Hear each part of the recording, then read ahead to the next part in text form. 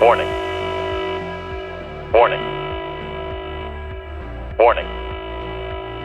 This episode contains material that may not be suitable for younger or sensitive viewers. Viewer discretion is advised.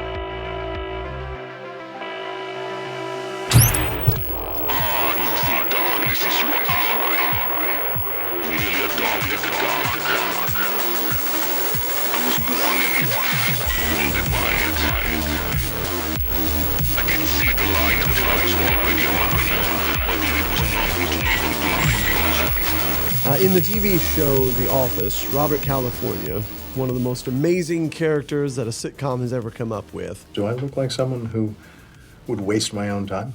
famously declared, "There is only sex. Everything is sex. Do you understand that what I'm telling you is a universal truth?" This unsettling proclamation may initially strike us as cynical or hyperbolic or even comedic as it was intended. But a close examination of historical events and contemporary scandals reveals that there is an insidious kernel of truth in his words, and it is no longer a kernel of truth. It has blossomed into a tree in which all kinds of ugly, foul spirits seem to habitate. And this is especially so when we take into account that what some argue actually happened in the Garden of Eden. That Cain was more than a sinful and rebellious boy, but that he was, in fact, the offspring of an unholy union between Satan and Eve herself. From the Franklin child prostitution allegations in the United States to the Dutroux affair in Belgium, evidence repeatedly surfaces that sexual exploitation is not merely an aberration, but often intertwined with political and social and occultic power structures, and that political and social power are in fact intertwined with the rulers of darkness, the wickedness in high places, and the occult religion that has run literally from the Garden of Eden, if not prior, till this very moment. What is spiritually disturbing is the trajectory of these scandals and the systemic failure to fully prosecute and uncover them, often leading to the same place: sexual perversion on a massive, institutionalized scale. Laws, authorities, and political cover-ups seem time and again to bend to protect the perpetrators while silencing the victims. As disturbing as this reality is, believers and citizens alike must confront the truth, however difficult, because ignoring it ensures the continuation of the darkness and the abuse. Now, one of the first things that comes to mind, we've covered here at the Soul Trap before, is the historical event that has often been just swept under the rug, and that is what's known as the Franklin cover-up. The Franklin child prostitution ring allegations began in June 1988 in Omaha, Nebraska. Multiple prominent political business figures were accused of involvement in child sex trafficking ring. Allegations that, if true, revealed a shocking intersection of power, money, and sexual exploitation. Now, it's interesting to note in one of our other shows that might be, and that is rumored to be, one of the underlying causes and issues of the Waco involvement. We don't want to digress into that, but it always seems like when you scratch the surface, this seems to show up somewhere. Well, back to the Franklin cover-up. Central to these allegations was a man by the name of Lawrence E. King, Jr., manager of the Franklin Community Federal Credit Union. King, a rising Republican political figure, was accused of hosting lavish parties in which minors were sexually abused. Now, he was a money man, he was a mover and a shaker, he was a connector, and this was happening in 1988, and of course, nobody would have believed this. Nobody would have believed that you would have had a guy in high position being able to connect different other people with high position with minors in sexual exploitation. Well, we can believe that now because it's become mainstream news now. In 1988, it wasn't. Investigations by state and federal authorities followed, and while grand juries ultimately concluded that the allegations were unfounded, labeling them as, quote, carefully crafted hoax, Right. The case left a trail of disturbing anomalies. Private investigator Gary Cardori, hired to uncover the truth, died, along with his 8-year-old son, in a mysterious plane crash in 1990. Though investigators could not prove foul play, suspicion lingered. Okay, people, move along. There's nothing to see here. Particularly given Cardori's prior work exposing criminal networks. Even with the grand jury's official findings, the shadow of the Franklin case persisted. Paul Bonacci, a witness charged but not convicted by the grand jury, later successfully sued King, highlighting the ongoing legal and moral complexity surrounding the case.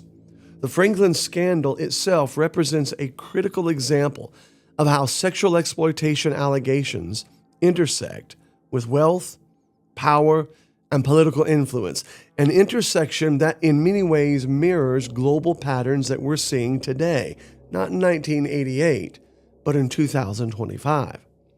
Now, another example is not just the Franklin cover-up, but what is also known as the Dutroux affair, Belgium's elite and systemic cover-up. Across the Atlantic, Belgium faced its own reckoning roughly around the same time with sexual exploitation in the 1990s. The Marc Dutroux case revealed not just a serial pedophile's crimes, but a systemic failure to implicate that man, and a systemic failure implicated law enforcement, political figures, and the royal elite. Dutroux, despite being unemployed, owned several properties and maintained a lavish lifestyle funded by child trafficking and pornography. Sound familiar? Sound something like Epstein? Different face, different name, but it's the same game. The horror of Dutroux's crimes, the abuse, starvation, and murder of children as young as 8, was compounded by the inability, or rather, the unwillingness of authorities to intervene effectively. Investigations suggested that high-ranking officials may have actively obstructed justice. A parliamentary inquiry revealed a list of 30 government officials complicit in covering up Dutroux's crimes, yet none faced prosecution. Victims like Regina Louf detailed abuse networks involving judges, politicians, bankers, and spoke of rituals including torture, murder, and satanic rites. Now get that. Officials that were complicit were judges, politicians, bankers, and there was ritual torture and ritual satanic rites going on. The Dutroux affair illuminated a disturbing pattern. When sexual exploitation intersects with elite power, justice is delayed, diluted, or denied. And we can see that even in our mainstream TV today. For instance, Pam Bondi, when she was running, when she was starting out, she was going to expose everything. She was going to release all of the information about Jeffrey Epstein. And then she came out and actually said, well, maybe not. It's sitting on my desk right now to review. That's been a directive by President Trump. I'm reviewing that. I'm reviewing JFK files, MLK files. That's all in the process of being reviewed because that was done at the directive of the president from all of these agencies. So have you seen anything that you said, oh my gosh? Not yet. Okay. Well, we'll check back with you. Sure. First, to back up on that, in February, I did an interview on Fox, and it's been getting a lot of attention because I said, I was asked a question about the client list, and my response was, it's sitting on my desk to be reviewed, meaning the file along with the JFK, MLK files as well. That's what I meant by that. Also, to the tens of thousands of video, they turned out to be child porn downloaded by that disgusting Jeffrey Epstein. Child porn is what they were. Never going to be released, never going to see the light of day. To him being an agent, I have no knowledge about that. We can get back to you on that. And the minute missing from the video, we released the video showing definitively the video was not conclusive, but the evidence prior to it was showing he committed suicide. And what was on that, there was a minute that was off the counter. And what we learned from Bureau of Prisons was every night, they redo that video. It's old, from like 1999. So every night the video is reset, and every night should have the same minute missing. So we're looking for that video to release that as well, showing that a minute is missing every night. And that's it on Epstein. So, the Chateau d'Amour, also known as the Castle of the Mothers of Darkness, further complicates the narrative. Constructed in the late 19th century for Belgian royalty and later associated with the Solvoid group, which, by the way, is associated with antidepressant medication, the chateau has become a symbol of alleged cult and ritualistic abuse, satanic activity, and some of the foulest, most wicked things that you could possibly imagine, there tucked away in the Ardennes forest. Survivors' testimonies and conspiracy accounts suggest that the castle may have been a site for horrific ceremonies, blending sexual exploitation with esoteric and satanic symbolism. Now, we know that there is that connection: satanic ritual, esoteric power, and the Mothers of Darkness. The chateau is more than a historical relic. It has become an emblem of hidden power and secret rituals. Legends describe an inner chapel housing a Black Madonna, ritual chambers, and the so-called Hall of Mirrors, allegedly a corridor designed to create infinite reflections amplifying spiritual or occult energies. Stories claim that these spaces were used by secretive order of women called, quote, the Mothers of Darkness, who purportedly wielded influence over European elites. While the veracity of these claims is impossible to confirm definitely, the narrative itself illustrates a critical truth. Sexual exploitation is not solely a matter of criminal behavior, but is often and without a doubt intertwined with symbols of power, control, elitism, and ritual assertion and Satanism. The Black Madonna, the Hall of Mirrors, the 1,000 Points of Light, referenced by George H.W. Bush, who also referenced the New World Order, also a member of the Skull and Bones. When all of this is interpreted through an esoteric lens, it suggests that those in positions of authority may use spiritual or symbolic frameworks to legitimize or conceal acts of corruption and abuse. I'll tell you what else it tells you. It tells you that in Luke chapter number 4, when Satan said that he was the small g god of this world, he was not lying. And when Paul warned us in Ephesians chapter 6 that we wrestle not against flesh and blood, he was not lying. And that behind all things that we see, behind the politics, the religion, the Trump, the Christian nationalists, the trans movement, behind it all, there is a darkness, a spiritual reality that we must come to grips with, because it is coming to grips with us. There is a spiritual dimension, a darkness, and, unfortunately, among many, a denial. Robert California's assertion that everything is sex resonates powerfully when you think about it in this context. Beyond the criminal, beyond the legal, the political dimensions, these scandals reveal a spiritual crisis. The Franklin case, the Dutroux affair, and the legends of the Chateau d'Amour point to a world in which sexual perversion is not simply private sin, but a manifestation of power corrupted at its highest level. Now, whether you believe the Bible or not, the Bible is always way ahead of where we want to be. And you can see that, for instance, in Romans chapter number 1, where when they deny God as creator and establish man as their own creator, what follows almost instantly is sexual perversion. You can see that coming off of the ark. What follows is some kind of encounter of sexual perversion. Some people have suggested it was a homosexual encounter between Ham and Noah. Others have suggested it was an incestuous encounter between Ham and Noah's wife. You see that in 1 Corinthians chapter number 5 in the city of Corinth. You see that in the Garden of Eden, quite possibly. And throughout the Bible, one of the most sexually perverted books in all the world is the Bible. not because of its divinity, but because it exposes man's humanity. And from Samson and Delilah to David and Bathsheba to Absalom and the concubines to Solomon and his wives, on and on and on the list goes. There is something profoundly occultic and spiritual and real about the sexual perversion. Now, Scripture consistently warns against moral compromise and the misuse of authority, especially when it comes to this particular area.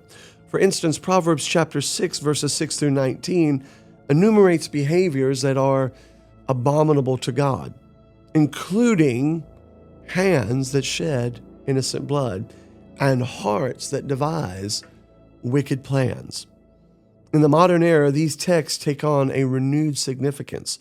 They're no longer detached. They're no longer relics of a bygone Reformation period, but they are describing what we are seeing on the news, and we're seeing it every day. Sex rings, sex trafficking, sex clubs are being brought to light, and for every one ring that is busted and taken into custody, there are hundreds, if not thousands, if not tens of thousands globally around the world. In the modern era, as I said, these texts take on a renewed significance. The abuse of children, the cover-up of crimes are not merely violations of civil law, but spiritual transgressions that cry out for justice. And rest assured, justice is coming. The spiritual danger is compounded by the societal denial. As these cases demonstrate, the masses often remain unaware of the depth of corruption, either because the information is suppressed, obscured, or dismissed as conspiracy theory. Sadly, this lack of awareness allows sexual exploitation and occult influence to continue, hidden behind the veneer of legality, charity, or social respectability. Now, the fact of the matter is we have seen global patterns like this for a long time, but we have definitely seen them uptick within the last decade, maybe decade and a half. The parallels between the Franklin allegations and the Dutroux affair suggest that sexual exploitations by powerful elites is not an isolated phenomenon. Both cases involve wealth and political power. Perpetrators often enjoy social standing or financial security. One of the problems we have in America is that our politicians do not fear us. None of them go to jail. None of them get demoted. None of them get treated like many of them are, and that is liars, thieves, extortioners, vile, wicked crooks. And I'm going to tell you something. If you think Hollywood is bad, it cannot even touch the hem of the garment of how wicked Washington truly is. There's also the systemic cover-ups. Authorities are complicit, negligent, and intimidated. And then there seems to be the consistency of the ritualistic and symbolic elements. Whether literal ceremonies or symbolic acts, it reinforces control, occultism, and Satanism.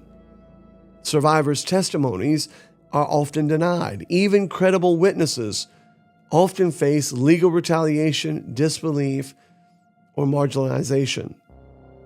These patterns indicate a disturbing global trend.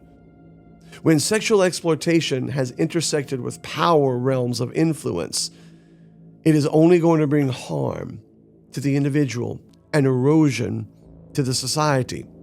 Communities lose trust in institutions, victims remain unprotected, and culture of secrecy grows as abusers become more powerful and the vile becomes the more norm. As we mentioned just earlier, President George H.W. Bush's reference to quote-unquote 1,000 points of light in 1989 illustrates how political language can serve multiple layers of purpose. Ostensibly, it was a call for civic responsibility and volunteerism, yet esoteric interpretations suggest it may symbolize a network of elites operating in secrecy. Just as the alleged rituals of the chateau leverage symbolic spaces to reinforce power, so too many languages and ideologies serve to mask or legitimize systemic corruption, especially when you think that in the Bible, stars are often referred to as angels and angels as stars interchangeably. It makes that 1,000 points of light a whole new ball of wax. Now, for those who study the intersection of political influence and occult practices and sexual exploitation, the symbolism simply reinforces the broader point. Those in power often operate on multiple levels simultaneously, blending public virtue with private vice, always an air of plausible deniability.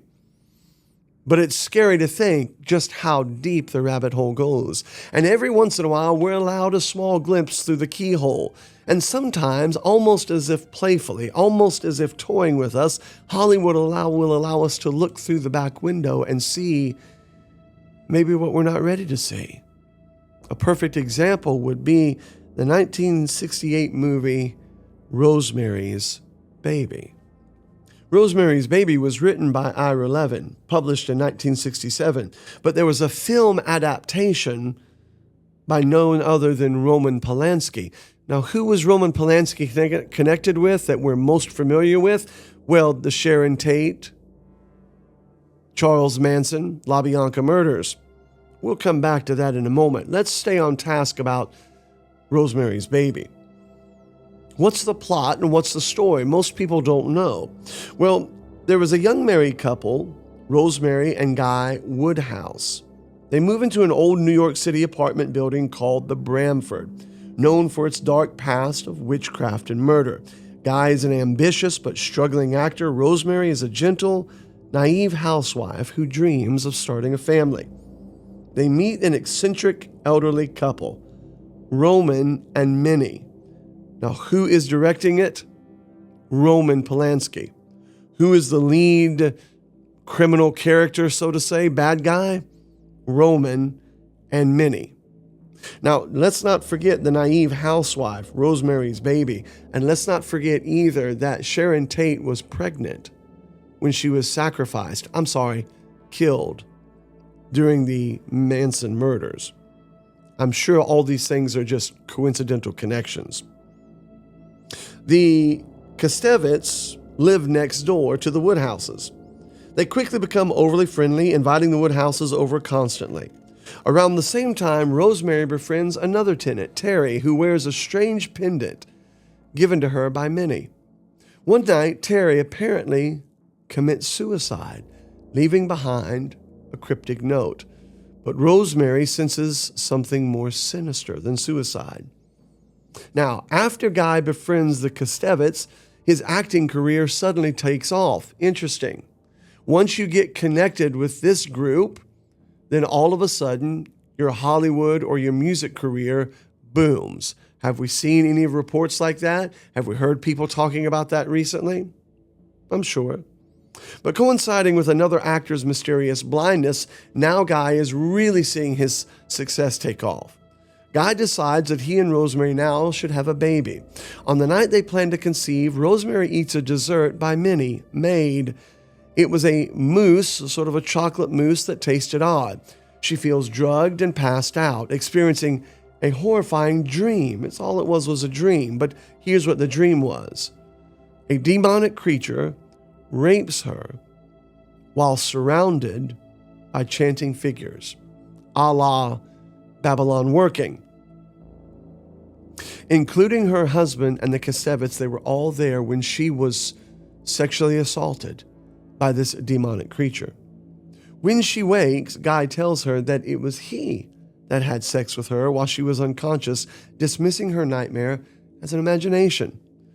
Rosemary becomes pregnant, but begins to suffer severe pain, rapid weight loss, and isolation. Her obstetrician, recommended by the Kostevits, insists she follows strange instructions, no reading, no advice from friends, and daily herbal drinks prepared by Minnie. As her condition worsens, Rosemary grows suspicious of everyone around her. Her friend Hutch visits and promises to research the Bramford history, but before he can warn her, he mysteriously falls into a coma and later dies. He leaves her a book about witchcraft, which leads her to realize the truth. The Kostevits and several neighbors are members of a satanic coven, and they intend for her baby to be used in a dark ritual. When she tries to escape, her husband and doctor betray her and forcefully sedate her during labor. When Rosemary awakens, she's told that the baby was stillborn, but she hears an infant crying in the Kasevitz apartment. She sneaks in and discovers the unthinkable. Her baby is alive, and it's not human. Roman, not Roman Polanski, Roman Kasevitz proudly declares he has his father's eyes. Rosemary sees the child's demonic features and realizes her husband sold her womb to Satan in exchange for fame and success. The coven worships the baby as the son of Satan, the Antichrist.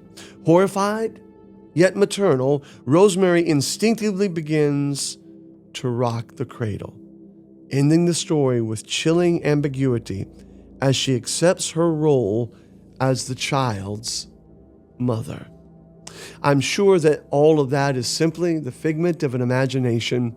I'm sure that the connections between Sharon Tate, her pregnancy, the murder, Manson, and Roman Polanski are all a coincidence. But the fact of the matter is, there has been and is an eternal struggle between light and darkness. From the Franklin allegations to the Dutroux affair, to the 1,000 Points of Light, there is a consistent theme that emerges even to such movies like Rosemary's Baby. Sexual exploitation is frequently and almost always interconnected with power, secrecy, and spiritual corruption, and I would submit to you, spiritual conception. Robert California's unsettling truth that everything is sex serves as a warning with a smile, but a warning nonetheless. The darkness is real, pervasive, and often protected by wealth, authority, while at the same time denied by culture. Yet even in the shadows, truth can shine. By studying these historical cases, by honoring the testimonies of survivors and confronting corruption wherever it appears, and by believing the Bible more than we believe the news, that is how we can bring light into this dark world. The world may not be fully prepared for the depth of darkness that exists, but recognition, I think, is probably the first step. The challenge is daunting, the stories are harrowing, yet the moral imperative is undeniable: to shine the light in the hidden corners, to speak the truth, and to defend the most vulnerable among us. Let your light so shine before men, the Bible says. That is not just a casual game, but a call to arms, a defense of the faith, a defense of the vulnerable, a defense against the darkness that is creeping in. In the end, facing the uncomfortable truth is not merely an intellectual exercise. It is a spiritual, moral, and civic duty. The darkness is here. The question is, will we allow the light to shine?